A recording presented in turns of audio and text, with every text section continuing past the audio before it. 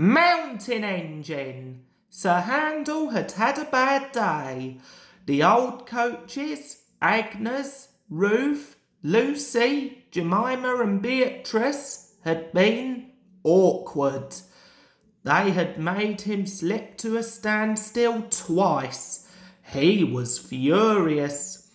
Those cattle trucks should be scrapped, he fumed. Skarloey was shocked. I won't have it, he protested. Those old dears need kindness, not bad names. Exactly so, agreed Rheneas. He winked at Skarloey. You'll be thankful, Sir Handel, that we're not a mountain railway. A mountain railway? What's that?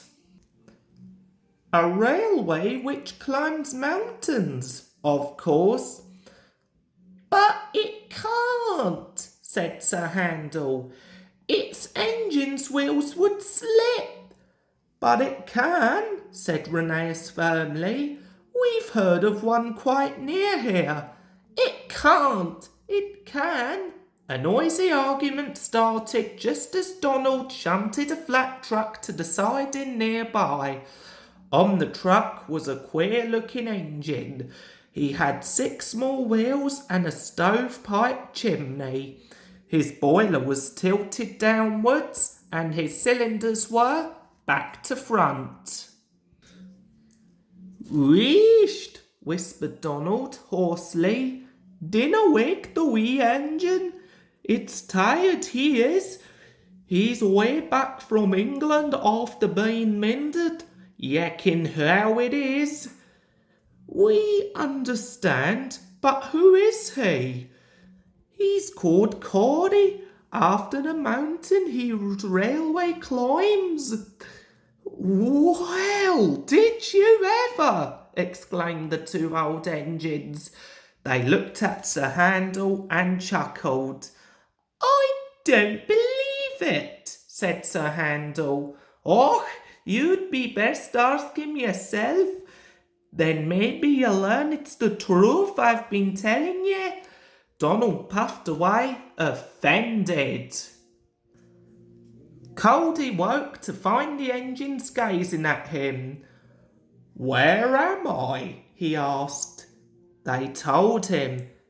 That's good, he said. I'm nearly home now. Do you really climb mountains? Asked Skarloey. I've done it for years. You must be clever. We couldn't.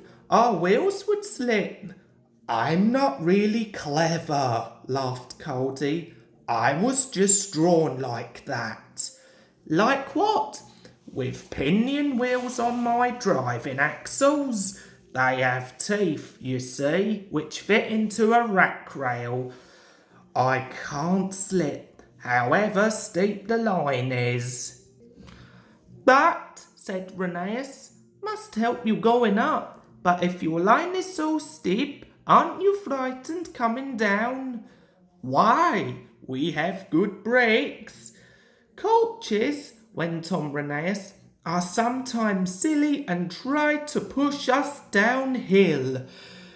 Some engines find it hard to stop them. Sir Handel blushed and looked at his buffers. Our coaches, answered Coldy, are never silly like that. They know such tricks are dangerous. I've never had that sort of accident. But, he went on thoughtfully, I was frightened once, very frightened indeed. Please tell us, said all the engines.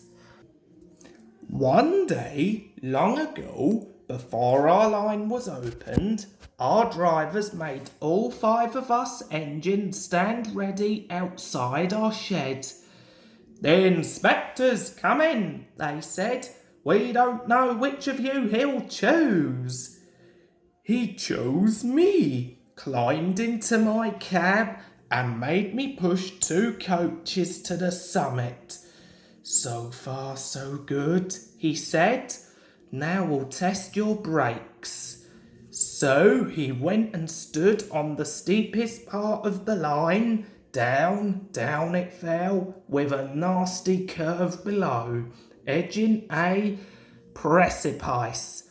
Brakes off, driver, let him roll. Ooh, gasped the little engines in horror. The coaches nudged me. We gathered speed downhill. I was terrified. My driver's hand stole to the brake. Hands off, ordered the inspector. Then I remembered I had automatic brakes. I could put these on myself. Perhaps the inspector wanted to see if I could. They worked beautifully. Well done, Cordy, said the inspector. You're done. I smiled, of course, but felt very shaky. My driver and fireman mopped their faces. They'd been nervous too. I'm never nervous now, finished Coldy. Why should I be? There's no need.